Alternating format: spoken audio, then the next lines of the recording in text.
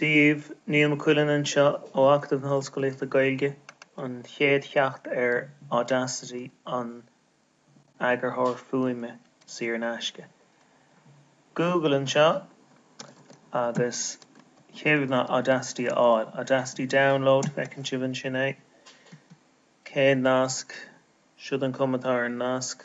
Windows atá amsa, mas Mac nu rud a cinn dealtad be rá eile nach Audacity for Windows. Siúd an áite a dhéanamh eagarthóireachta.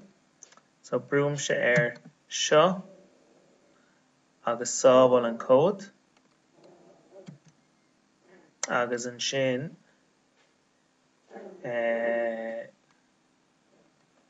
agus beidir go leisin sibh gaiir sa gúidir an sin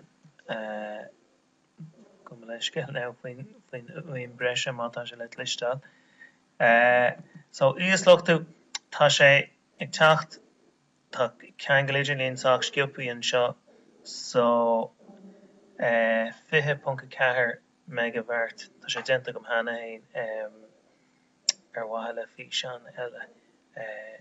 So clicáil Google-te ar seo agus run agus beidh ag round ús ní leag an Gaeilge ar fáil go bhfuistim so English agus OK agus lena seán. Tá mis can cancel a brú ach bhreid siúd tosig brú OK next I agree má tá ceadúnas agus an sin chuir sé Audacity ar de riomhre.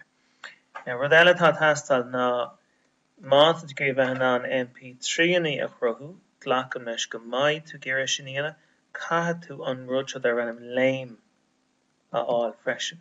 So clicáilann tú an seo agus míníonn sé seo chaoi lena seo a bhaint amach. Caithfidh tú go ag an download page seo agus caithfidh na trárachaí seo a léamh. So tá download page agus a rís just jump straight to the LAME for Windows download agus tá cín hís an seo. So sin é fáil LAME léine trárachaí sin bíodh Audacity chur an réomhrád agus sin é agus ba ceacht eile in dhéanamh faoi ceachaí le eagarthóir uaidh.